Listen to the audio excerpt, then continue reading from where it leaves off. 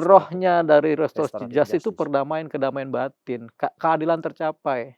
Oke. Jadi keadilan tercapai itu nggak harus kita bicara formalnya harus begini, Iya. kalau nggak cacat-cacat nggak bisa. Nggak begitu. Itu pemikiran orang dalam arti yang sempit. Mereka merasa kalau oke tujuannya keadilan, tapi kalau prosedurnya tidak sesuai dengan Iya, mereka nggak usah teriak-teriak juga di jalanan. Bikin pra-peradilan. Kan nggak mereka pernah lakukan itu.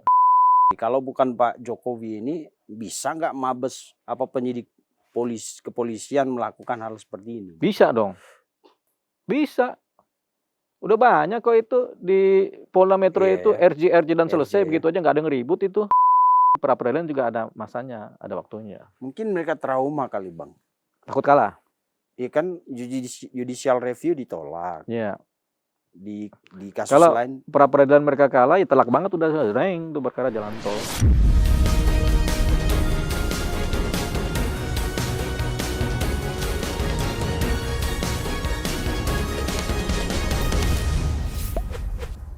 Ya pemirsa, kita masih di spesial interview, masih bersama Bang Deolipa Yomara dan masih seputar Rismond. Iya. Ini lebih serius lagi obrolannya Bang. Kalau tadi kan sebelumnya kita bicara tentang laporan pembeli buku terhadap Rismond. Yang ini lebih ke ada pendapat yang mengatakan bahwa RJ Rismond itu sebenarnya tidak sah. SP3-nya. SP3 pasti RJ-nya juga tidak sah. Alasannya adalah mereka bingung, ini penyidik itu pakai landasan hukum yang mana gitu loh menurut mereka. Karena kalau tidak salah itu si Gofur mengatakan itu tidak ada di KUHP lama gitu. Mana yang mau dipakai? KUHP baru, kalau KUHP baru kan syaratnya banyak dan itu tidak dipenuhi di RJ-nya Rismond menurut mereka. Iya. Lalu pakai yang mana? Perkap nomor 8. Peraturan Kepala Kepolisian Republik Indonesia. Perkap nomor 8 tahun 2021. Nah ini kan masyarakat jadi bingung nih. Sementara SP3-nya kan udah terbit. Iya. Ya guys. Tapi masih jadi perdebatan gitu. Dan orang melihat dari kubu Roy merasa ini tidak sah. Referensi hukumnya apa? Landasan hukumnya apa yang dipakai oleh pihak penyidik ini? Nah menurut abang kan sering juga ngurus RJ begini kan? Iya. Menurut abang gimana? Di KUHP lama katanya nggak ada RJ. Iya. Terus di KUHP baru ada tapi persyaratannya ya banyak. Iya. Termasuk misalnya kalau di atas 5 tahun ya nggak bisa RJ. Sementara Rismond kan ancamannya 12 tahun kan. Iya. Itu salah satunya. Dan beberapa poin di pasal-pasal KUHP yang baru itu. Kalau menurut abang gimana bang? Ini menurut saya nih. Ya. Ini kita mulai dengan KUHP lama dan KUHP lama. Oke. Ya. Istilah restoratif justice ini sebenarnya kan perkembangan dari dinamika hukum. Penanganan hukum pidana ya. Penanganan hukum pidana secara sosial, budaya, dan hukum. Yang kemudian dituangkan di Perkap ya. Jadi 8 itu. Hukum ini nggak serta-merta aturan-aturan tertulis saja. Ada juga norma-norma yang hidup yang bisa dipakai sebagai hukum. Oke. Ya. Kadang-kadang norma-norma yang hidup, kadang-kadang keyakinan hakim juga yang tidak tertulis dipakai sebagai sandaran menjadikan hukum. Jadi hukum itu nggak serta-merta yang tertulis. RJ itu nggak dikenal memang di KUHP lama sama KUHP baru. Tapi karena normanya hidup itu dipakai. Dulu RJ ini tidak dikenal dengan namanya RJ karena RJ ini kan bahasa Inggris, Restorative Justice. Nah, lebih dulu lagi tahun 2000-an 99 itu namanya win-win solution. Oh, atau ujung-ujungnya damai. Ujung-ujungnya damai, win-win solutionnya damai-damailah kan begitu. Jadi kemudian lebih ke belakang lagi namanya perdamaian perdata. Untuk persoalan pidana, udah kita berdamai. Si korban sudah bisa menerima sama si pelaku juga sudah minta maaf, korban minta maaf, hak korban dipenuhi, misalnya kasus kecelakaan, tabrakan, atau kasus kelalaian, itu kan sebenarnya pidana juga kan, dulu kan pelanggaran ada kejahatan kan gitu kan, tindak pidana pelanggaran, tindak pidana kejahatan kan, nah itu dipakailah asas-asas yang sudah berlaku itu. Dan ini nggak cuma asas hukum pidana, di hukum adat juga begitu. Penyelesaian secara adat, walaupun kelakuan pidana, begitu. Jadi hukum itu nggak serta-merta aturan-aturan yang tertulis. Ada juga aturan-aturan yang tidak tertulis. Makanya kalau dalam hukum negara itu ada undang-undang dasar, ada konvensi. Konvensi itu yang tidak Ya, tertulis, yang disepakati disepakati menjadi landasan mengambil keputusan. putusan. Ada undang-undang dasar, ada konvensi. Sama juga dengan di wilayah hukum UAP KUHP ini kan. Tertulisnya ada, tapi adatnya juga ada, hukum adat. Penyelesaian pidana secara adat berlaku. Di Madura ada, Carok-Carok itu zaman dulu kan begitu. Ya. Nah, kemudian di Dayak ada penyelesaian di suku Dayak secara adat. Hukumnya malah nggak dipakai hukum pidananya kan, penyelesaian secara adat. Itulah yang kemudian disebut perdamaian secara adat. Ada perdamaian perdata, ada perdamaian adat yang bisa menyelesaikan urusan tindak pidana, penyelesaian tindak pidana. Itu kemudian yang berkembang sekarang ini menjadi yang namanya restoratif justice. Dari perdamaian perdata, perdamaian adat, berkembang menjadi win-win solution, berkembang terbaru menjadi restoratif justice yang kemudian diperkenalkan di tahun-tahun 2010-an. Yang sekarang kemudian karena ini dinamika masyarakat dijadikan sebagai aturan tertulis lagi. Tadinya di Perkap itu ya Bang? Iya, jadi yang mahal 8. itu bukan formalnya. Yang mahal adalah substansinya. Kedamaian batin para pihak, baik pelaku, baik korban. Itu substansi dari restoratif. Iya, rohnya dari restoratif justice itu kedamaian batin, keadilan tercapai. Jadi keadilan tercapai itu nggak harus kita bicara formalnya harus begini, kalau nggak cacat nggak bisa. Nggak begitu. Itu pemikiran orang dalam arti yang sempit. Hukum hanya melihat aspek formal aturan-aturan. Terlalu leksikal gitu pendapatnya. Terlalu textbook gitu ya. Textbook, book text. Ya, kalau kita udah ngerti hukum banget tuh, hukum itu intinya norma keadilan. Asal korban itu merasa adil, selesai urusan. Begitu. Udah diputus juga, kalau korban merasa nggak adil kan ribut aja itu kan. Tapi bukannya itu malah katanya nanti menimbulkan ketidakpastian hukum, itu kan pertanyaannya. Bukannya itu menimbulkan ketidakpastian hukum? Ya nggak juga. Kepastian hukum tujuannya kan adalah keadilan. Itu dulu filsafat hukumnya. Tapi mereka merasa kalau tujuannya keadilan, tapi kalau prosedurnya tidak sesuai dengan. Ya, mereka nggak usah teriak-teriak juga di jalanan. Bikin pra-peradilan. Kan nggak mereka pernah lakukan itu. Bikinlah pra-peradilan biar diadu tuh ilmunya antara penyidik Mabes Polri, Polda Metro Jaya dengan mereka. Ya kan? Nanti hakim melihat, hakim memutuskan nggak sekedar aspek formal aja, berdasarkan keyakinan hakim dengan norma-norma yang hidup dalam masyarakat kan begitu.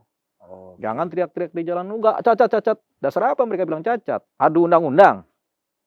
Ya adu undang-undang kan nggak di sini tempat umum tempatnya. Bukan di wilayah publik kan? Ya. Itu tempatnya di pengadilan dong. Bikin pra-peradilan. Iya benar juga ya. Iya, itu kan nggak mereka lakukan. Kalau teriak-teriak di situ hanya bikin opini-opini aja. Gaduh jadinya. Kan masyarakat yang bingung. Mereka bikin pendapat kan, opini kan, opini. Bagi mereka, opini belum tentu benar karena opini. Jadi diskusi tentang pasal yang disebut 361. Terus itu kan ilmu formalistik namanya. Udah kita nggak usah tanya itu ilmu formal. Itu diperdebatkan karena nanti pentutannya juga majelis hakim tuh, majelis hakim pra-peradilan itu. Yes or no-nya begitu. Ibarat kalau mau jadi pendekar tuh sama kayak begini Bang Vicen. Sama kayak kita nih ada dua pengacara, ribut kita nih di publik ini. Yang benar begini, dia bilang yang benar begitu, yang benar begini, benar begitu, benar begini. Nah. Akhirnya kan naninu gitu. Dah, lanjut gitu. Kan begitu Bang Vicen. Ngapain kita berdebat tentang ilmu hukum tuh di wilayah publik? Mau jadi jagoan kita di ilmu hukum. Karena setiap pengacara berbeda pemikirannya. Ada 2 ahli hukum, ada 15 pendapat yang berbeda. Ini tuh ada giumnya. Jadi kalau itu terus dibuka di ruang publik, apakah ada putusan hukum?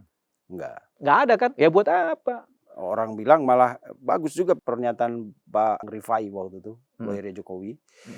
Dia bilang ini kan trial by the press kan, by the press.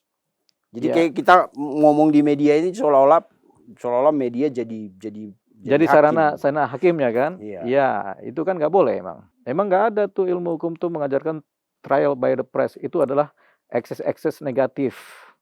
Dari keluar-keluar ini Iya, publik. ekses-ekses negatif dari perilaku-perilaku penegak hukum yang kemudian membawa ini ke wilayah publik. padahal sidang belum dijalankan. Beda kalau sidang udah dijalankan baru. Oke. Nah, pengacara teriak-teriak tuh boleh tuh dengan dasar undang-undangnya. Tapi kalau ini belum, ya masa penyidik aja nggak mungkin cerita dasar-dasarnya. Yes. Terus mereka cerita yang benar tuh begini begini begini. Hmm. Cacat kan begitu Iya. kan. Tapi itu kan pendapat. Kalau mereka mau jangan di wilayah ini, di wilayah hukum juga. Apa itu pra-peradilan? Nanti kan diaduk tuh. Penyidik bilang apa dengan undang-undangnya, kemudian mereka bilang apa dengan pendapatnya berdasarkan undang-undangnya juga. Hakim yang memutus.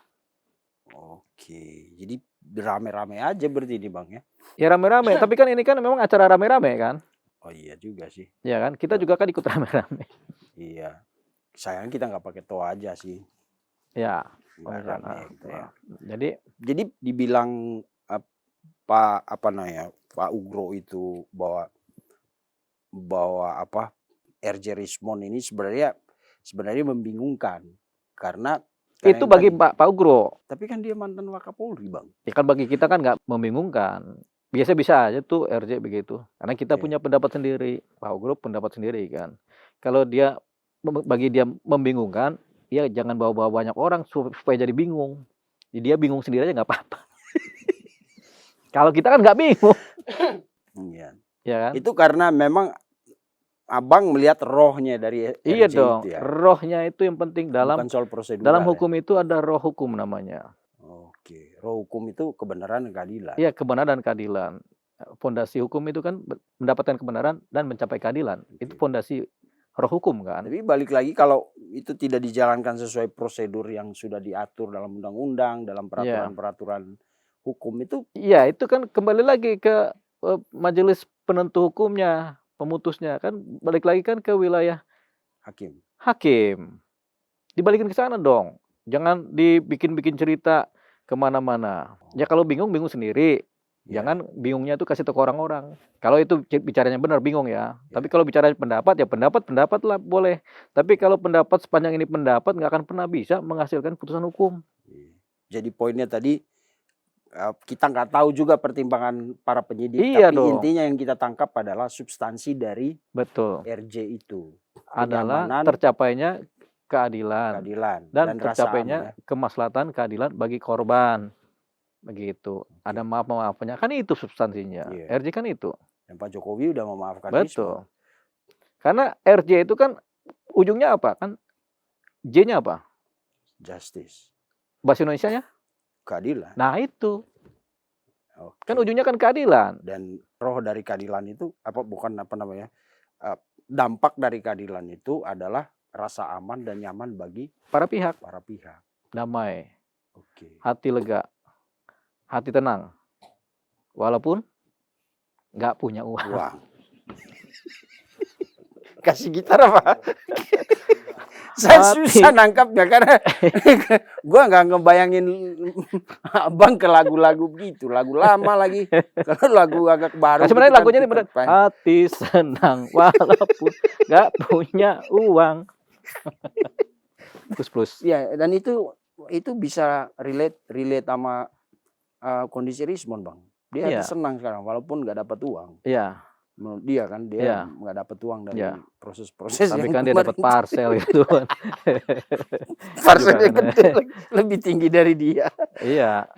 Ya kalau makan parcel itu kan isinya banyak itu Bang Vincent kan. Ada kue, ada apa, ada gelasnya. Di parcel itu gede tuh, soalnya macam-macam. Itu kalau dia sehari aja makan satu bungkus ya nggak habis-habis itu sebulan. Sampai selesai lebaran.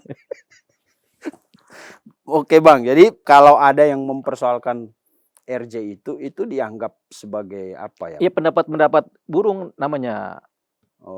Ya kan? Tweet. Pendapat burung. Burung kan boleh berpendapat juga. Burung aja. Bukan itu lagu Niada Niati beda tuh. Burung yang nggak pernah pulang. Oke, gitu pemirsa, jadi intinya restoratif justice itu memang ada. Kita juga tidak menafikan ada aturan dan undang-undang yang mengatur.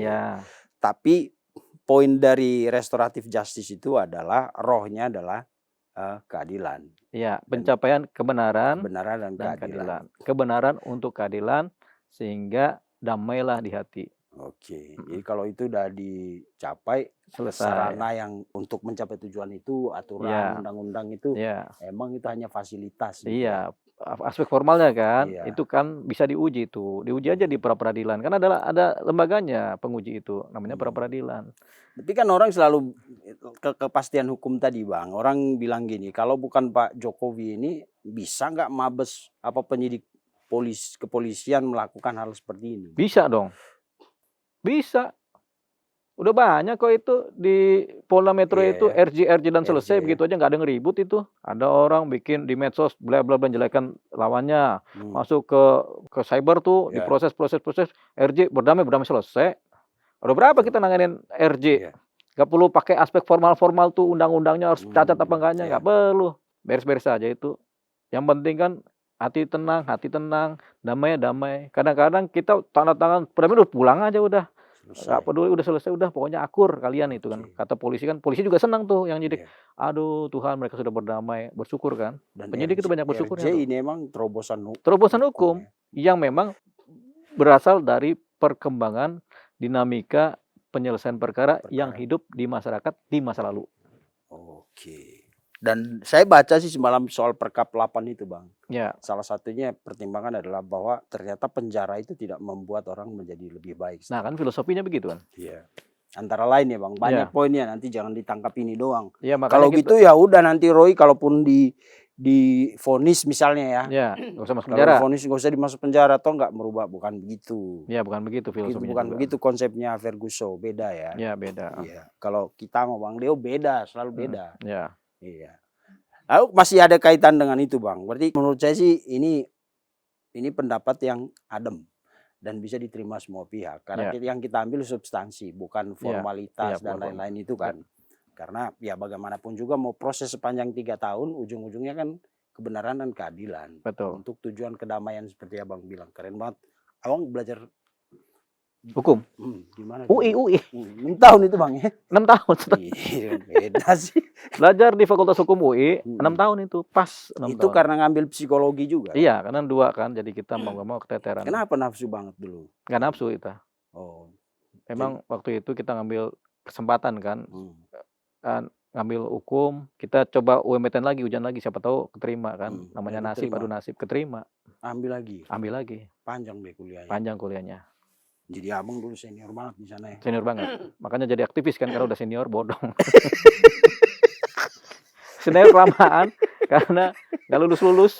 Udahlah kita daripada nganggur kan, ya kita jadi aktivis aja kan begitu, daripada nganggur kan. Oke, lanjut Bang. Kan ini tadi soal RJ itu yang dianggap tadi Abang udah jelaskan.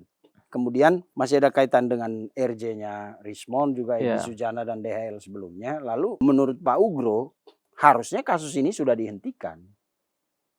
Karena kan sudah RJ. Pertimbangannya begini Bang, yang saya tangkap ya. Rismond ini di RJ untuk kasus pencemaran dan fitnah atas Pak Jokowi. Pencemaran nama baik. Berarti kalau dia RJ, kasusnya hilang dong. Kata siapa? Kata Pak Ugro. Oh iya. Nah, lalu RJ itu kan ketika SP3 kan dilaporkan ke pengadilan juga. Pengadilan setempat kan. Maka keluarlah semacam surat pemberitahuan lah bahwa perkara ini udah selesai. Gitu. Maka mereka bilang kalau begitu berarti semua selesai dong. Kata siapa? Kata Pak Ugro. Oh iya. Kan kita ngomong Pak Ugro tadi. Udah kita jelasin ya. Iya kan? Kita udah paham nih maksudnya. Karena ini kan yang dicabut itu bukan tersangkanya. Pak Ugro, tapi perkaranya masuk akal juga sih. Jadi kalau perkaranya dicabut walaupun representasi misalnya cuma Rismond yang RJ, perkara ini menurut Pak Ugro ya udah selesai, nggak usah dilanjutin. Menurut Abang gimana? Nah begini. Bundling lah mereka. Iya, itu kan teori bundling. Itu teori masa lalu itu udah nggak kepake. Oh, old school itu ya? Oh ya, ini kan kita udah modif semua nih. Hukum kita udah baru-baru semua nih kan. Ya tapi nggak apa-apa kan, namanya Pak Ugro Seno yang nyampaikan kan, masa lalu juga nggak apa-apa kan, romantisme masa lalu kan. Jadi begini, ada kita dicemarkan, Deolipa dicemarkan oleh banyak akun yang berbeda di TikTok. Akun A bilang begini, akun B bilang begini, akun C bilang begini, akun D, sampai ada 5 akun yang berbeda, nggak saling kenal mereka nih. Mencemarkan kita di TikTok, pencemaran nama baik. Kita lah dibilang punya 5 selingkuhan, gitu. Kita lah dibilang kan ada si ini kan. Tapi beda-beda nih, tinggal saling kenal nih. Iya. Kita dicemarkan dong nama baik kita. Kita bikin laporan polisi. Satu laporan polisi kita untuk 5 orang akun ini. Karena materinya sama, tapi nggak saling kenal. A, B, C, D. Kita laporin tuh. Tek. Kita sebagai pelapor dengan satu laporan polisi. Iya. Berjalannya waktu, semua kena panggil nih. Ketahuan aja tuh mereka tuh sama penyidik tuh. Penyidik cyber ini kan jago-jago tuh. Iya. Udah ngumpet di Gunung Slamet, ketahuan itu. Tangkep. Cidu. Satu lagi, dia lagi ngumpet di Kalimantan tuh. Di daerah Muara Tewe, ketangkep Dibawain kue lagi. ulang tahun, lagi Iya, tidur. lagi tuh Happy tangkap. birthday To to you. Tangkep, bawa ke Jakarta lagi kan. Dari Muara Tewe jauh kan. Iya. Satu lagi ngumpet di Pulau Lembe di Bitung kan. Lagi senang-senang dia, Iya. tangkep lagi, bawa dari Pulau Lembe, dari Bitung ke Jakarta lagi. Ada di Papua ketangkep lagi. Ada dari Morowali ketangkep lagi tuh, bawa tuh. Jadi ada 5 akun ini dibawa tuh ke Satu Jakarta. pasal laporan. Satu laporan, karena kan mereka nggak saling kenal nih kan. Tapi Hmm. hinaannya sama nih. Mungkin mereka ngeliat dari medsos kita, jadi Iya. mereka hina-hina lah kan begitu kan. Orang mungkin pada sebel sama kita kan. Iya, kok gitu. kemarin sama ini terus ini lagi. Iya gitu. Pas sampai di Polda Metro nih, di Saber nih, di lantai 5. Iya. Kita dipanggil nih. Dah mereka mau RJ tuh. Datanglah kita kan. Ternyata pas kita datang ke lantai 5 Polda Metro di Cyber itu, yang mau RJ itu cuma satu Satu akun. orang. Satu akun, Heeh. satu pemilik akun. Satu akun. Yang dari Dari Lembe aja lah. bukan yang dari kita Gunung ingat. Slamet ya, dari Gunung Slamet, ada gunung kan. Kenapa harus Gunung Slamet, Bang? Ikan selamat. Oh iya, dia selamat ya. Datang dia kan ada roh selamatnya datang Hmm. gitu kan. Bang, saya mau RJ sama abang, minta maaf bang. Abang terima nggak bang? Kita juga kan namanya orangnya baik hati juga kan. Ya udahlah, lu RJ kita terima deh.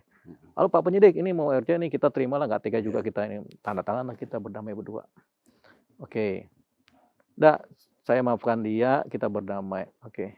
Saya terhadap dia, saya cabut laporan ke dianya. Karena pencemaran nama baik saya cabut, udah selesai. Tapi kan laporan kita cuma 1 nih kan. Terhadap si A ini yang dari Gunung Slamet kita lepaskan dia. Berdamai kita, hilang dia sebagai pelaku karena kita maafkan berdasarkan undang-undang, hilang deh sebagai pelakunya. Iya. Sebagai pelaku ya, tersangkanya hilang. Dia kan tinggal 4. Yang dari Muara Tewe, Dari Muara Tewe, dari Bitung, dari Morowali, sama satu dari Lambe. Papua tuh. Iya, Papua. Udah, tinggal 4 ini kan. Mereka nggak mau berdamai. Kan kita lapor polisi 1. Minggu depannya datang tuh yang dari Bitung tuh, dari Pulau Lembe. Bang, kami dari pulau nih bang. Jauh banget kami Bang nih. sampai ke pulau-pulau itu ya. Oh, sampai Gue tahu. Gue baru dengar soalnya ada Pulau Lembe. di Minasa. Oh, Minasa. Iya. Jauh kali terbangnya. Terus bang. Bang, kami dari pulau bang. Kami kerjanya cuma nyari ikan cakalang aja nih bang. Ah, gitu kan. iya. Pakai perahu juga, perahu Iya. bersayap itu bang. Betul. Kita Perahu kesini bambu. udah 4 hari. Udah 4 hari nggak makan, nanti ikan cakalang di sana Iya. siapa yang mungut nanti kalau Iya. dia berenang aja itu bang kan. Kita nggak tega juga. Aduh, ikan cakalang lagi. Kita juga Iya. makannya cakalang kan. Cakalang fufu kan. Gitu. Itu baru cakalang bang. Masih ada ikan roa bang. Iya. Waduh. Kalau dia ketangkap ini kita masukin buih, siapa lagi nanti Yang nangkap ikan roa itu yang ya. ikan roa jadi bikin sambal roa, siapa ini Itu kan? pertimbangan Udah. subjektif abang Subjektif udah itu itu kan. Ya udahlah, sebagai kau minta pelapor. RJ, ya udah kita damaikan aja lah. Ya kau di RJ, udah kau pulanglah ke Pulau Lembe biar jadi nelayan lagi kan di Iya. pulau sana kan. Oke, tanda tangan kita berdamai. Gunung Slamet udah pulang duluan dong. Udah tenang dia naik bis Prima Jasa. Dari Polda dia naik tuh ke Grogol, Prima Jasa langsung Gunung Slamet dah sampai. Gunung Slamet di mana sih? Gunung Slamet di Nah, ke Purwokerto tuh. Grogol Purwokerto. naik Jangan- dia, selamat dia. Selamat udah Purwokerto. Gunung Slamet. Yang Pulau Lembe ini kan naik pesawat juga, Iya. dia nggak punya duit kan gitu. Ya udahlah kita bagi duit lah buat naik pesawat. Iya, Kasih tiket dong. sedikit. Baik hati nggak kita? Baik lah. Ini baru contoh doang. Tapi aslinya juga baik lah bang. Kasihan Kasihan deh. Kayak Pulau Lembe ini. ngana dari Pulau Lembe kah? Iya kan? Iya, orang dari Pulau Lembe, orang so lama ini. Sumpah tadi orang ada masuk bui di sini kan begitu kan kata dia gitu dari Pulau Lembe. Iya. Jangan Jo, jangan Jo, suka Jangan Jo suka hina-hina kita fitnah-fitnah. lah kan kita Iya. juga kan orang baik-baik kayak apa ngana bikin kita ada selingkuhan kan begitu. Gitu. Udahlah, kau pulanglah nih kita kasih doi. Ah. Ya kan, dah buat pesawat ya sama kos pulang sampai Manado, kau ke Bitung seberang tuh ke Pulau Lembe, tinggal di sana dah. Jangan bikin cerita lagi kan begitu kan. Kong dia balik dang. Gitu. Selesai nih. Selesai yang dua. Laporannya masih tetap satu. Oh, sisa tiga. Sisa tiga. Yang tiga ini keras nih. Nah. Dari Morowali, dari Muara Tewe, Kalimantan Tengah, dari Papua nih keras nih. Nggak mau bikin RJ. Maaf ya yang dari Pulau Padang dari yang kita sebutan ini cuma contoh aja. Ini contoh. Biar kenal biar tahu lah, biar Indonesia tahu Muara Tewe di Iya. mana, di Morowali di mana, di Papua di Manokwari di mana kan begitu biar tahu kan. Namanya juga Indonesia. Ternyata nggak berdamai ini kan. Lanjut. Legal nggak satu laporan ini terhadap 3 orang ini? Itu abang yang harus jawab. Jawabannya adalah legal. Oh. 2 dilepaskan karena RJ berdamai, tinggal korban masih tetap 1, pelakunya masih tetap ada 3. LP-nya cuma 1. Sah dong berjalan terus sampai ke kejaksaan. Nggak ada sistem bundling kan? Yang disebut bundling adalah yang 3 orang ini masih tetap di bundling. Yang 2 sudah lepas dari bundling. Itu contoh. Lebih sederhana lagi ada 1 buku, 1 bundel.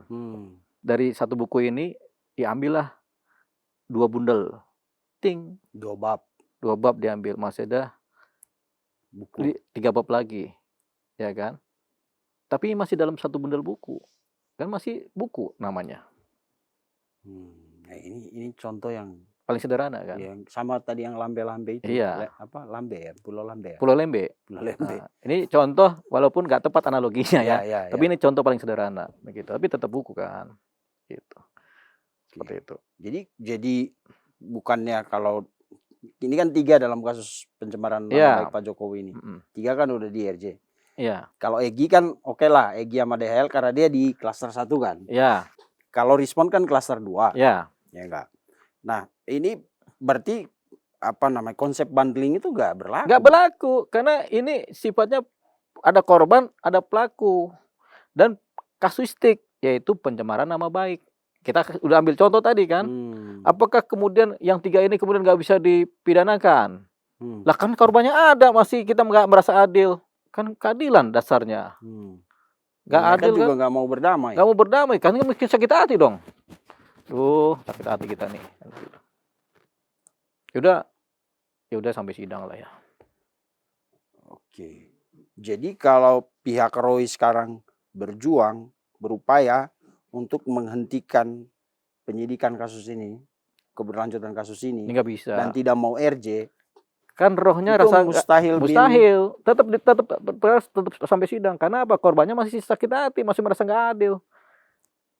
Jangan karena aspek formal, kemudian keadilan itu dicoret. Balik lagi ya ke falsafah hukum. Ya, lah kan kita merasa nggak adil loh. Kalaupun nanti mereka bilang, kan ini harus diuji nih. Karena kan yang 2 udah RJ, kami 3 kan kami ini, tapi kan kita laporan 1. Ya udah uji aja lah.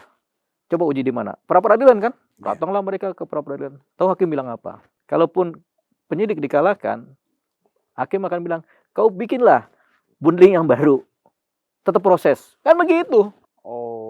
Jadi cacat formil dalam persoalan ini nggak kemudian menghentikan perkaranya. Perkara tetap jalan karena masih ada yang tidak adil tadi.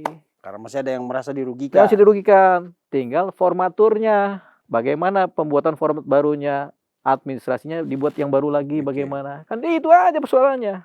Kalau masuk peradilan pasti jawaban hakim itu. Nah tapi kan kemudian dalam proses penyidikan itu kesaksian orang-orang ini kan saling terkait Bang. Karena ini kan, taruhlah misalnya Roy, Tifa, Rismon kan itu satu. Kan mereka kembali jadi saksi. Tadinya kan tersangka Rismon. Berarti mereka berubah jadi saksi aja, menceritakan keadaan yang terjadi. Boleh kan siapa jadi saksi yang diperlukan? Berarti dia harus bikin BAP ulang ya? Ya gampang kan aja. Kesaksian lama dia. Apa pasti ada BAP ulang, tapi itu kan sudah dijalankan. Jadi yang 2 saksi ini udah RJ dari tersangka berubah menjadi saksi. akhirnya ketika dirubah jadi saksi, mereka menyaksikan, ya benar memang kami dahulu juga melakukan hal yang sama seperti yang 3 tadi. Yang dari Gunung Slamet bilang memang kami melakukan itu mirip-mirip dengan yang di Pulau Lembe dengan yang lainnya. Tapi kami memang kenapa nggak jadi tersangka lagi? Karena kami sekarang sudah di-RJ-kan, sudah tanah Oke. perdamaian. Di kesaksian persidangan juga gitu nanti jawabnya. Nah, tapi kalau misalnya Roy, Tifa, Rismon tadi itu Bang, itu Heeh. kan mereka hampir melakukan aksi itu bersamaan gitu. Iya, Menyampaikan pernyataan publik, membuat penelitian bareng, ya, ya gitu. sama aja. Tetap Karena nggak peristiwa hukumnya sama, mm-mm. tapi subjek hukumnya kan berbeda. Masuk kepada lebih Oh, spesifik lagi, subjek hukumnya kan berbeda, begitu. Jadi RJ ini walaupun peristiwa hukumnya sama, yang menentukan adalah subjek hukumnya, bukan peristiwa hukumnya. Kan ini kan mereka bilang kan peristiwa hukumnya sama, kan begitu maksud mereka kan. Tapi kalau oh, RJ bukanlah peristiwa hukum, tapi subjek. subjek hukumnya. Peristiwa hukum tetap ada, tapi subjek hukumnya kan sudah satu udah RJ udah selesai. Oke.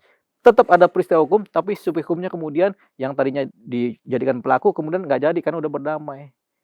Gitu. Nah kalau RJ itu selalu subjek hukumnya, peristiwa hukumnya nomor 2, Tidak hilang ya. tidak hilang. Oke, berarti sekali lagi konsep bundling itu nggak masuk. Nggak masuk. Kalau itu teori lama itu. Hmm, Dulu juga kita belajar teori banding-banding itu. Oke, Cuma namanya hukum kan berkembang. oke. Berarti yang kan si Refli selain alasan itu yang disampaikan oleh Pak Ugro bahwa ini bundling, Ya, ya kan harusnya yang dicabut tuh bukan tersangkanya, ya. tapi perkaranya. Tadi abang udah jelaskan. Peristiwa hukumnya yang mau Nah. dicabut. Tidak. Yang Oke. dicabut, yang keluarkan tuh subjek hukumnya. Subjek hukum. Karena yang RJ kan bukan peristiwa hukum. Yang RJ bukan peristiwa hukum, tapi subjek hukum yang RJ. Oh, Pelaku-pelakunya. wah ini nggak saya dengar di penjelasan rakyat bersuara kemarin. Harusnya abang yang diundang gitu ya. Jadi sini aja kita kalau mau Di makan sini dulu. aja. Ya, Biar bener, nggak Bang. repot. Abang di sini aja bang, nggak usah kemana-mana bang. Nah, Ya. tapi benar dari semua penjelasan kemarin itu saya melihat mereka berdebat soal pasal dan pasal. Ya, Kalau Suhu beda kali ya. Dia lebih filosofis kan. ya, Dia mengambil substansi dari apa sih perjuangan kita, tujuan kita berjuang di jalur hukum itu ya. ya. Keadilan dan kebenaran. Dan kalau RJ yang dicabut itu subjek hukum, Ya, bukan peristiwa hukum. bukan peristiwa hukumnya. Oke. Yang mereka perdebatkan itu peristiwa hukumnya. Oke. Ngapain kita ngurusin peristiwa hukum, ngomongin fakta. Tapi kalau subjek hukumnya kan dinamis. Peristiwa hukum adalah statis, faktual, sudah Ya. terjadi, tapi subjek hukumnya kan dinamis. Oh, dia bisa berubah pikiran. Berubah tadi ya? pikiran, subjek hukum korban berubah pikiran, subjek hukum pelaku berubah pikiran bisa. Bisa. Makanya tadi yang Gunung Slamet sama Pulau Lembe itu kan berubah pikiran itu. Kita juga berubah pikiran tuh. Kenapa? Karena kita berubah pikiran sama Gunung Slamet karena ini kan di Pulau Jawa tuh. Ya. Kalau yang Pulau Lembe karena dia lagi jadi penangkap nelayan kan. nelayan cakalang kan Ya. sama ikan roa kan begitu. Oke, berarti Udah pernah rasain ikan roa Manado? belum bang, Sambal roa? belum. Kita cari. Kalau cakalang tuh cakalang fufu. Tapi abang makan di tempat asalnya langsung ya. Enggak, di Muara Angke ada. Oh. Jadi tadi abang ngomong roa-roa ini bukan pernah ke Manado. Bukan, di sini kalau ikan roa juga banyak itu. Saya tadi udah pikir, ya abang ternyata Kagak, bukan cuma keliling Jawa. Kalau warung Manado, restoran Manado banyak itu. Di Hangkir ikan roa. 1, ya kan. Di Jalan Cempaka Putih Raya itu ada 2 rumah makan Manado itu kan. Saya pikir tadi abang udah sampai ke Pulau Lembe. Kalau itu udah Bang Vincent. Udah ya? Iya. Wih, ngeri kali. Oke, itu pertimbangan pertama dari Pak Ugro. Kenapa kasus ini harus dihentikan? Karena dengan RJ-nya 3 orang itu harusnya udah selesai. Ya, itu kan pertimbangan konvensional zaman dulu tuh. Mungkin Bang Ugro ini kan pendidikannya kan zaman dulu juga. Nggak salah juga. Cuman pendidikan zaman dulu. Tapi udah nggak update. Ya. Nggak kontekstual lagi. Nggak salah juga buat masa lalu. Pertimbangan hukum ya. Masa sekarang kan penuh dengan dinamika yang baru. Ya. Itu konsep bundling. Kemudian dari segi prosedur, koordinasi antara penyidik dan pihak penuntut, kejaksaan. Ya. Gitu kan. Kan waktu itu berkas sudah diserahkan ke kejaksaan. Lalu kejaksaan mengembalikan itu. Berkasnya jadi P19 dibalikan ke penyidik Polda Metro Jaya lagi. Nah, mereka kayak Bang Abdul Gofur, terus kubunya Roila mengacu pada pedoman Kejaksaan Agung. Nomor berapa tuh lupa saya. Intinya di situ mengatakan bahwa koordinasi itu 14 hari kalau P19. Bang Vincent. Ini yang sebentar. Ini kan 14 hari. Ya. Itu kan intinya 14 hari. Tahu nggak arti kata pedoman? Petunjuk. Arahan. Acuan kan? Acuan. Arahan. Apakah itu hukum? Wah, itu yang arahan, pedoman, titik pangkal pemikiran, itu kan pedoman. Tapi apakah itu hukum? Itu bagian dari rangkaian hukum kan, tentang prosedur. Iya, tapi itu bukan hukum. Yang disebut hukum itu peraturan dan perundang-undangan itu hukum. Kalau pedoman itu cuma acuan, boleh dilanggar. Wah, itu balik lagi nanti ke kepastian hukum. Ini hukum. Enggak, pedoman itu belum jadi hukum. Bisa dimoderasi gitu. Iya, bisa dimoderasi. Begitu. Beda kalau peraturan kejaksaan, tapi kan nggak ada peraturan kejaksaan kan.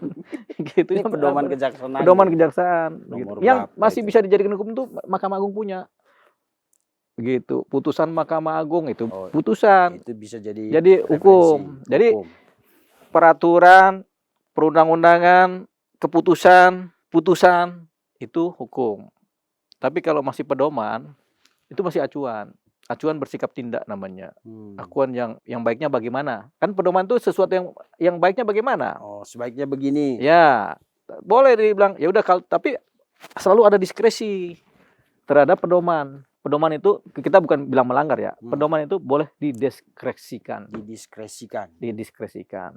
Kita nggak ngikutin pedoman ini kali ini karena situasionalnya berbeda. Itu kalau dalam 14 hari diskresinya ada di penyidik. Penyidik dong. Boleh lebih itu. Di lapangan banyak tuh lewat 14 hari. Kenapa kadang ada diskresi yang berbeda? Karena kadang-kadang pas 14 hari tahu hari liburnya ada 10 hari. Ada 3 hari. Kan berpengaruh. Sehingga ketika kita bicara pedoman selalu ada kesempatan diskresi namanya. Karena pedoman. Bahkan peraturan pun ada diskresi. Peraturan yang udah saklek pun selalu ada diskresi. Kalau di dunia persidangan tuh diskresinya adalah keyakinan hakim kan.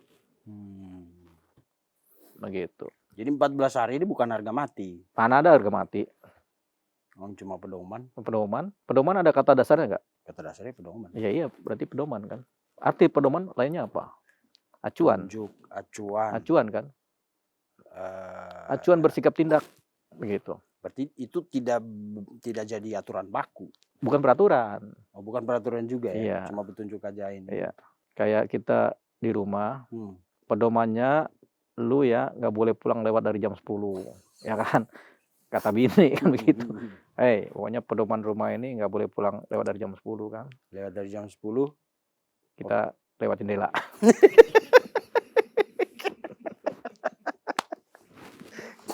Boleh-boleh aja kalau pedoman itu. Kan pedoman selalu ada diskresi. Ini sebenarnya ini etika filsafat ini pedoman itu. Bagian dari pelajaran etika filsafat. Filsafat etika. Filsafat etis itu ada kata pedoman. Petunjuk berperilaku kan. Jadi itu juga gugur. Kalau dianggap sudah lewat 14 hari dan apa namanya? Enggak. Banyak sekali perkara lebih dari 20 hari itu nyangkut-nyangkut di sana. Kadang jaksanya lupa. Berkasnya masih ada di meja pimpinan. Kan begitu. Bang Jaksa, Bu Jaksa, ini udah 20 hari kok berkas masih ada di Kejaksaan Tinggi. Masih nangkring. Ntar cek dulu. Oh iya. Saking banyaknya perkara itu taruh di meja paling bawah tuh. Kita cek dulu deh. Minta waktu lagi ya. Undur hari dulu deh. Nanti kita balikin. Begitu. Berarti kenapa kita ngomong begitu? Kan tiap hari kita nangani perkara tuh di lapangan. Kalau belum menangani perkara memang akhirnya jadi textbook ya. Iya, textbook karena ngelihatnya buku aja kan. Padahal membedakan pedoman sama peraturan aja kadang-kadang susah mereka itu kan. Iya. Saya juga baru tahu. Saya pikir semua yang dikeluarkan oleh institusi resmi itu adalah aturan baku. Iya, aturan baku kan ada 2. Aturan baku etis, aturan baku hukum. Kalau aturan baku etis, ya kayak pedoman tadi. Walaupun dibikin nomor-nomornya juga gitu aturan baku etis. Lebih lentur ya. Kepatutan. 14 hari tidak berlaku berarti. Ya nggak berlaku, nggak serta-merta gugur. Apalagi kan kalau kita lihat memang misalnya dengan RJ-nya Egy Sujana aja kemarin kan polisi pasti harus Iya dong. bongkar berkas lagi ya kan. Rismond juga sama. Iya Rismond dong. itu kan RJ ketika kasusnya P19. Ya, Nah, maka mereka harus bongkar lagi betul. yang tadinya udah selesai nih, mau balik tiba-tiba Rismond datang. Iya, Gue mau RJ Pak, aduh bongkar lagi nih berkas kata penyidikan, iya, lama lagi nih. Kita iya. diceramain terus sama Iya, kubu sebelah ya iya kan. kan. Heeh. Lewat 14 hari kok nggak. Terus penyidik bilang apa? Rismond, bikin kacau aja lo kau. Emang kau bikin kacau aja, Rismond. Apa sih maksud kau ini, Rismond? Kau Rismond Senipar kan? Gitu. Ampun bang, aneh berubah pikiran. Gitu. Kenapa baru sekarang? Ya saya kayak aneh bikin buku berubah pikiran juga. Oke, 14 hari itu udah abang udah jelaskan. Jadi Ya, kalau konsep bundling itu, prinsip bundling itu nggak berlaku juga. nggak berlaku. Karena yang dicabut itu yang berurusan dengan RJ itu adalah subjek hukum, ya, bukan peristiwa hukum. Bukan. Peristiwanya masih ada, Ya. korbannya masih ada, pelakunya masih ada yang tersisa. ya. Jalan terus Jalan barang terus. ini. Tujuannya keadilan, Iya. kedamaian. Oke, lalu yang kedua, ini sudah lewat 14 hari dari penyerahan berkas P19 dari kejaksaan ke penyidik. Ya. Udah hampir 30 hari dan lain-lain. Apalagi itu bebas saja kalau penyidik mah. Kirain berkasnya di kejaksaan. Kalau berkas di penyidik mah bebas tuh, bisa setahun nggak dibalik-balikin juga nggak apa-apa itu. Yang penting mereka nyari dulu perkaranya. Kan kalau penyidik kan nyidik dulu tuh nyari. Aksi waktu 14 hari ya. Mana nyari beginian 14 hari, bisa 2 tahun baru ketemu nih. Kan begitu. Bebas kalau penyidik itu. Oh, gitu. Oke, lebih ini lagi dong. Jauh fleksibelnya. Cuman jangan sampai kadaluarsa. Berapa tahun? Iya kan 12 tahun, ada yang 12 tahun, ada yang 24 tahun. Oke. Kadaluarsa. Itu 14 hari. Kemudian yang selalu dijadikan argumentasi hukum oleh Bang Refli itu adalah banyak pelanggaran hukumnya kasus ini. Mereka? Iya. Rosuryo? Enggak, maksudnya penyidik itu banyak melakukan hal-hal yang di luar prosedur, tidak sesuai undang-undang. Itu kan pikirannya dia. Makanya 9 jenderal apa berapa kemarin yang Iya itu kan pikiran mereka. penyidik Polda Tuh, kita berubah dari pikiran dia jadi pikiran mereka. Sebenarnya kalau mereka berpikiran begitu gampang. Mereka jalankan saja prosedur pra-peradilan. Begitu. Capek mereka bermain-main di wilayah wacana-wacana public opini, ini narasi-narasi itu capek. Tapi kan terus lanjut Bang. Ya, yang bagus kan mereka pra-peradilan biar ketahuan tuh ini yang benarnya bagaimana. Begini, walaupun pra-peradilan, walaupun kemudian hakim mengalahkan penyidik, penyidik masih punya hak menjalankan perkara ini terus. Karena pra-peradilan itu aspek formalnya aja yang dibahas, bukan substansi. Lebih capek lagi tuh. Iya kan? Penyidik tinggal ngerubah aja aspek formalnya. Oh berarti ngikutin apa kata majelis hakim. Kita bikin lagi tuh yang baru, begitu. Tetap jalan tuh perkara. Tetap jalan terus. Cuman kan pra-peradilan juga ada masanya, ada waktunya. Mungkin mereka trauma kali Bang. Takut kalah. Iya kan judicial review ditolak. Iya. Di kasus kalau lain. Kalau pra-peradilan mereka kalah, ya telak banget udah reng tuh perkara jalan tol. Jalan tol langsung. Iya. Tapi mending begitu, lebih elegan kan, lebih hukumnya daripada mereka teriak-teriak di wilayah publik. Nanti kan mereka bicara di publik, nanti kan kita menyanggah, kan kasihan. Jadi perdebatan kusir kan? Perdebatannya bukan dengan lawyer Pak Jokowi. Iya. Tapi dengan semua orang yang memiliki pengetahuan hukum kayak Pak Bang Deo begini. Iya. Apalagi ada special interview dikasih. Apalagi kalau kita ketemu mereka. Iya. Jadi perdebatan kusir kan? Gimana debat kusirnya? Suara kudanya ada tuh. Guk. Kusir. Bang Vincent ini lagi serius, kita kenapa ketawa-ketawa aja sih Bang Vincent? Karena gini Bang, lagi-lagi saya pikir kemarin itu kita seriusnya setelah Rismond RJ, ya kan? Setelah itu kan udah kita anggap intermezzo kan, sambil menunggu proses ini. Saya kira Pak Jokowi juga nonton kita ketawa-ketawa. Semua orang Bang ketawa karena kita menganggap ini fase beratnya, fase seriusnya udah selesai ini, ya kan? Kita kemarin nunggu judicial review itu kan serius kan, langkah hukum yang serius kan. Terus audiensi dengan DPR, Komnas HAM, ya kan, minta untuk ke digital lab for forensik Mm-mm. independen. Ternyata dari 3 yang diajukan nggak ada satupun yang terima. Ya. Ya kan, artinya wah ini kayaknya pendapat Bang Deo di awal bahwa mereka bakal terjerat hukumannya udah selesai. Jadi kita pikir udahlah, mending tunggu ke pengadilan aja. Cuma kan masih rame aja di ruang publik ini kan, yang menurut kita argumentasi yang mereka sampaikan pun kayak berulang gitu loh Bang. Mm-mm. Beda formulasi aja. Iya. Makanya saya pikir udahlah. Bahkan Bu Eli Daneti yang biasanya serius sekali tuh kemarin datang saya ajak ngelawak aja. Gitu. Iya. Bukan yang ngeledek ya, cuma ngapain kita tegang-tegang kalau bicara hal yang berulang-ulang Iya, gitu iya. loh. Misalnya kemarin Bang Refli juga bilang ini udah terlalu banyak pelanggaran hukumnya Mm-mm. di penanganan kasus ini. Iya. Ya intinya mereka merasa bahwa menurut yang saya tangkap ya Bang, menurut yang saya paham mereka selalu merasa bahwa pihak penyidik itu tidak independen dalam menangani kasus ini. Ada di bawah kooptasi kekuasaan atau pengaruhnya Pak Iya. Jokowi. Makanya semua upaya hukum itu jadi kayak buat mereka sepertinya nggak berguna. Padahal tadi Bang Deo mengusulkan misalnya lu pra peradilan aja, ya kan? Di situ kelihatan lebih elegan, ya kan? Tapi nggak dijalanin juga, lebih banyak.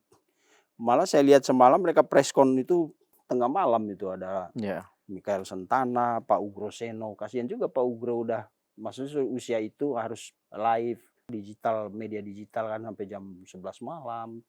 Ada Refli, ada Roy gitu.